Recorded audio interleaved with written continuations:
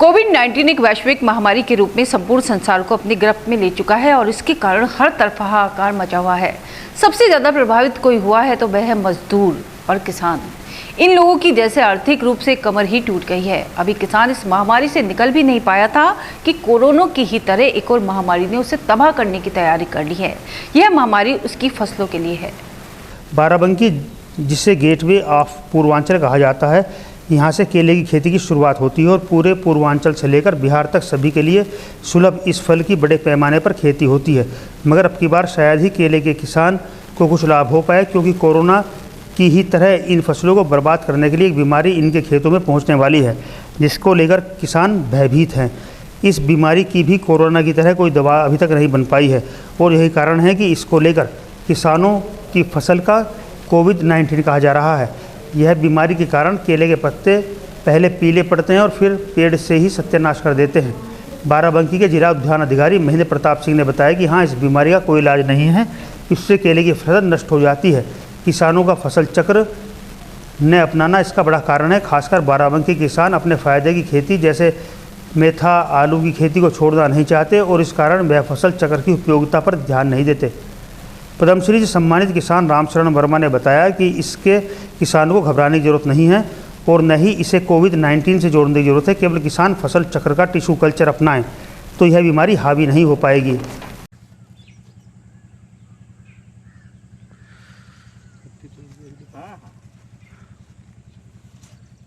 तो महेंद्र सिंह क्या बताओ रहा है? यही चीज़ है, यही बता।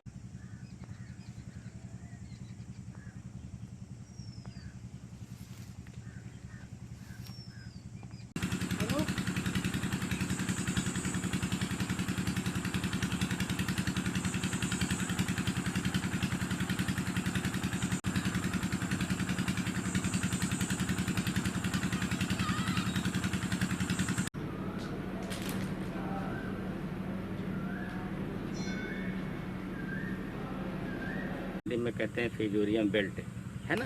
ये पत्ती किनारे से पीली हो जाती है। पीली हो जाती है। वैसे हम जो केले की खेती है पिछले 32 साल से कर रहे हैं। आप ये समझिए कि टिश्यू कल्चर टेक्नोलॉजी लाई ये उत्तर प्रदेश में हमारी ही है, ठीक है जी। तो हमारे पास पूरे भारत के किसान टच में हैं। उत्तर प्रदेश के किसान हैं करीब 30-40 जिलों के। आज करीब 80,000 हेक्टेयर में टिश्यू कल्चर की केले की खेती हो रही। हमने ये देखा है कि जो किसान बार बार उसी खेत में दूसरी फसल ले रहे हैं, तीसरी फसल ले रहे हैं, चौथी फसल ले रहे हैं, उसमें इसकी जड़ सड़ने लगती है। तो उसमें ये थोड़ी सी, चाहे इसको आप उकठा रोग कह लीजिए, चाहे कुछ भी कह लीजिए, ये तो हम मान सकते हैं। जैसे ये फिजूरियम बेल्ट है, ये चूँकि हम तो नहीं जानते हैं, ना भारत में, ना तमिलनाडु का है, आप समझिए कर्नाटका, महाराष्ट्र, उत्तर प्रदेश के जो किसान टिश्यू कल्चर लगाते हैं, फसल चक्र करते हैं, उसमें ये कोई बीमारी नहीं है। कोविड से इससे क्या मतलब है? कोविड एक अलग चीज़ है। कोविड जो बीमारी है वो आदमियों की बीमारी है, ये वनस्पति की बीमारी है। दोनों में अलग अलग भिन्न है। जब हम फसल चक्र के साथ खेती करेंगे तो ये बीमारी कतई नहीं आएगी हमारे केले में। हमारा कहने का मतलब जो है, जैसे हम केला लगाएं, केले की फसल काट लें, उसमें आलू लगाएं, गेहूँ लगाएं, गन्ना लगाएं या धान लगाएं, तब ये बीमारी कतई नहीं हमारे खेत में आएगी। अभी तो अपने यहाँ ऐसी कोई बीमारी नहीं है। पिछले साल कुछ रीजन्स में देखा गया था अयोध्या मंडल में। इसको बनाना बेल्ट के नाम से जाना जाता है। तो उसके लिए डायरेक्टरेट से कुछ निर्देश भी आते हैं। वैसे बचाव के लिए तो ये है कि इसमें जो भी पौधा आप लगाते हैं खेत में, पहले तो खेत की जो है अच्छे से, मतलब उसको रोग रोधित करें। जो मिट्टी शोधन का कार्य होता है उसको अच्छे से करना चाहिए। फिर पौध जो आप लगा रहे हैं उसको ज़रूर शोधित करके ही लगाना चाहिए। दूसरा, अगर ये कहीं दिखता है तो उस पौधे को जो है मिट्टी समेत उखाड़ के आप ज़मीन के नीचे गाड़ दीजिए। यही इनके बचाव। अभी तक को कोई इसकी कारगर दवा तो नहीं निकली है, लेकिन कोई भी आप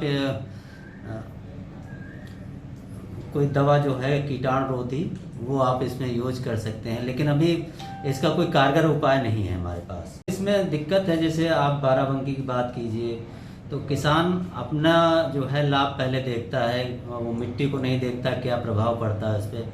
हम लोग बार बार कहते हैं कि आप फसल चक्र अपनाइए, लेकिन यहाँ की कुछ फसलें हैं जैसे मेंथा है, आलू है, लेकिन उसको किसान नहीं छोड़ना चाहता, वो हर बार लगाता है। तो ये थोड़ा अभी जागरूकता की कमी है लोगों में, और हम लोग कोशिश करते हैं कि लोग जागरूक हों और इस पद्धति को, फसल चक्र को ज़रूर अपनाएं।